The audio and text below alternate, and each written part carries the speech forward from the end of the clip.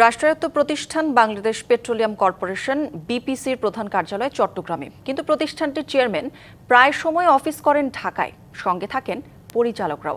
এতে দাপ্তরিক বিভিন্ন কাজের সমন্বয়ে দেখা দেয় জটিলতা। কর্মকর্তাদের প্রধান কার্যালয়ে উপস্থিত থাকার জন্য মন্ত্রণালয়ের নির্দেশনা থাকলেও মানছে না কেউই।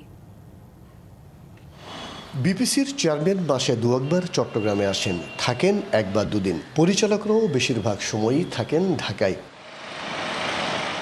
চেয়ারম্যান ও পরিচালকদের জন্য চট্টগ্রামের জয়পাহাড়ে কোটি টাকার বাংলো থাকলেও সেখানে থাকেন না তারা। বর্তমানে বাংলোটিকে ভিআইপি রেস্ট হাউস হিসেবে ব্যবহার করছে বিপিসি।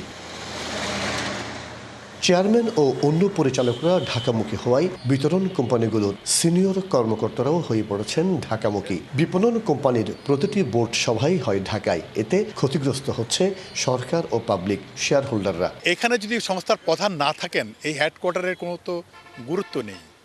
আমার মনে হয় আমলাতান্ত্রিক মানসিকতায় বের হয়ে তাদেরকে এইখানে আসতে হবে। আকিজ নিয়ে এলো বিশ্বমানের বেবি ডায়াপার মাম্মা, কটনে সফট ম্যাটেরিয়াল, বাবুকে দেবে র্যাশ ফ্রি সুপার কমফর্ট। এই জায়গায় দপ্তর চালাতে হবে। সব মন্ত্রণালয়ের দপ্তর ঢাকায় হওয়ায় বিপিসির প্রকল্প সংশ্লিষ্ট বিষয়ে মন্ত্রণালয়ের সভা ও জ্বালানি সংক্রান্ত আন্তঃ মন্ত্রণালয় সভাও হয় ঢাকায়। তবে ঢাকায় অফিস করলেও প্রধান কার্যালয় চট্টগ্রামের দাপ্তরিক কাজের কোনো সমস্যা হচ্ছে না জানান বিপিসির চেয়ারম্যান। কর্পোরেট অফিস আসলে কোনো কারণে চট্টগ্রামে, সবসময় কর্পোরেট অফিসে আসলে রাজধানীতে থাকাই কিন্তু যৌক্তিক আমি মনে করি।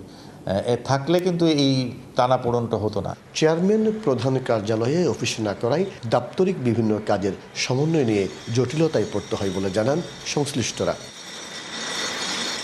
মাসুদুল হক, ডিবিসি নিউজ, চট্টগ্রাম।